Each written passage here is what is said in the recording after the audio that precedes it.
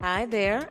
I hope everyone is well today. I am Sarita, your Chief Spiritual Officer, and this is another episode of Rich in Spirit, where we talk all things spiritual growth, the healing journey, and all of its mess, all of its breakthroughs, and why it's so important to do your work, as Ayanna Van Zant would say.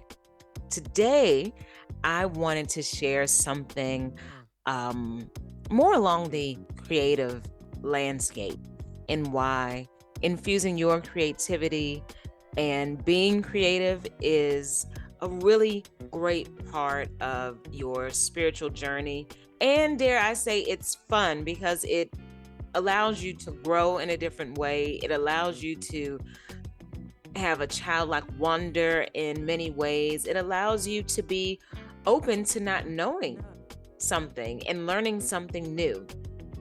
I was reading my one of my devotional books called Simple Abundance, and I was reading a past chapter that I highlighted, and it was for February 1st, and it's titled Creative Excursions, The Gift of Time. And as the book says, a creative excursion is a regular solo rendezvous you do with your authentic self. And I thought about what my creative excursions are. They're usually me in the library because I love to read. I have a big bookshelf in my home.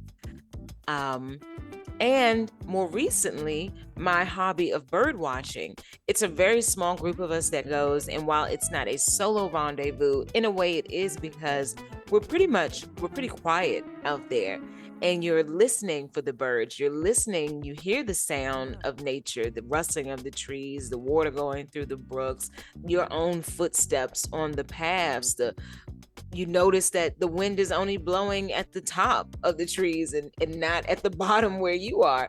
And it stops you. It's humbling. It leaves you in awe. It gives you a sense of, again, childlike wonder.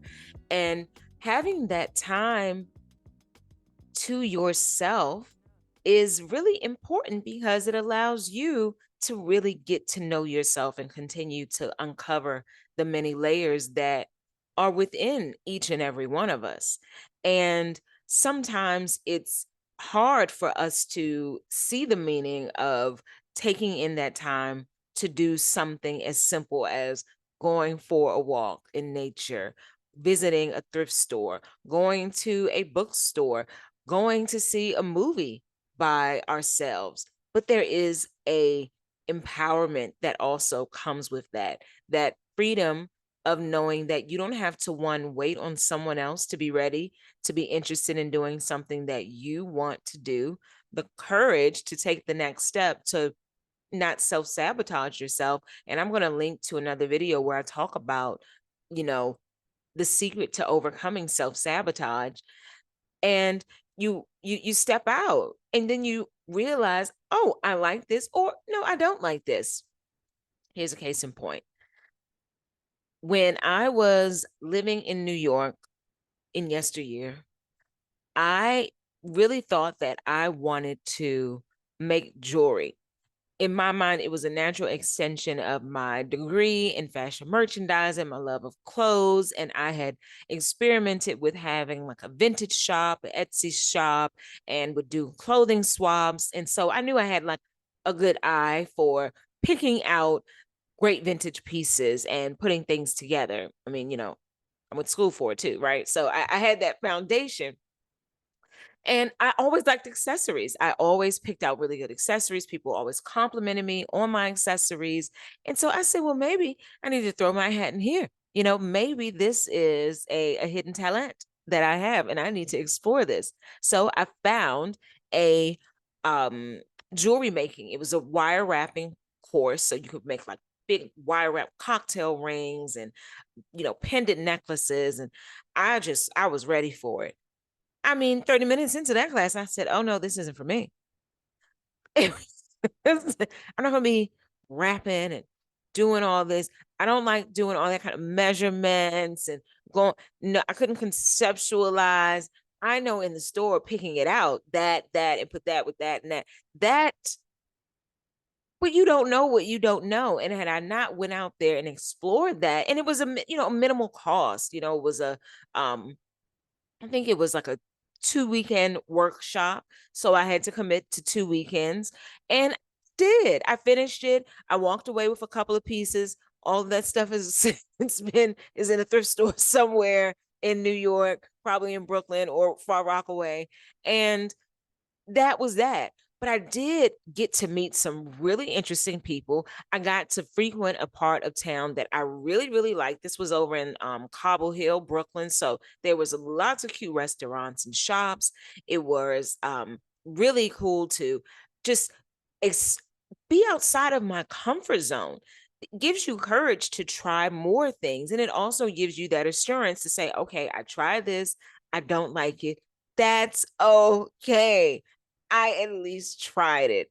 And so when what I want you to take away from this video today is what's a creative excursion that you can introduce into your life? That's something maybe that you've been wanting to do and you haven't done it because no one else will do it with you. You swear you ain't got the time. I do bird watching. Our group meets once a month, one Saturday out of the month. It is a very low cost commitment. I got me some new binoculars. I really really like them, and I like building this community. I'm also learning so much more about the animal habitat where I live, things that I can do to be a better human and work with these birds, and the salamanders and these things that exist that we're trying to coexist together. um, but it's as simple as going for a walk. Let me tell you how I even discovered my bird watching hobby. For the better part of a year, I've been thinking and reading through parks and planning books. Like, okay, what's going to be my fall hobby? What's going to be my fall hobby? And I was thinking, essential oil making, mixing. I didn't consider like going to yoga a hobby. That's fitness, that's health and wellness. I do that for a different reason. Even though I get out of it some similar things to just having this hobby of bird watching, but that's not a hobby. I mean, I don't even want to exercise, but I know how I want to feel, right? I know how I want my clothes to fit. But do I want to be getting up exercising? No, but I do like it when I'm done. Especially my hot yoga. When I'm done, I'll be like, listen, I feel like I have climbed a mountain. Nevertheless, I don't consider that a hobby, but I was visiting with my family in North Carolina, and they have this really, really beautiful trails called Greenway Path, and it's a couple of miles, and it's they have like overlook passages and brooks and little waterfalls and bridges, and there's a spot that I go and I sit and I light one up and I just sit back and I meditated. And over this Christmas holiday, I listened to a lot of Jamiroquai's Traveling Without Moving album. And it was just it's such a feel good album, but it's also an album about, a higher consciousness. And while I was listening to this album, walking to my spot at the Overlook where I could look down at the Babbling Brook, and I have some videos of this on my Instagram. I'll link to it so you can see what I'm talking about because it is just beautiful. You know, there was this huge crane that just came through with his arms just wide and expanded, and that bird just swooped down under the bridge, and it could have flew over. I said, "Why never it go up under the bridge like that?" I will never know. But from that moment on, it sparked something in me to look up, and I started looking for all the birds.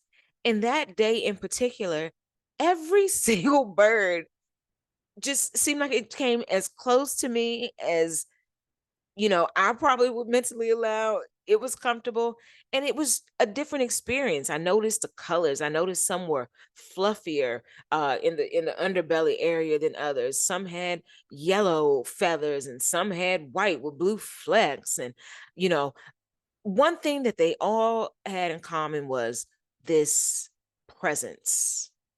It was calming. it was peaceful, and it was an assurance. And don't we all want to feel all of those things? We want to feel assured in our life path, the work that we're doing, the relationships that we have. We want to feel peaceful. We want to feel, intuitively like this is the way that I'm supposed to be going. This is what is for me right here.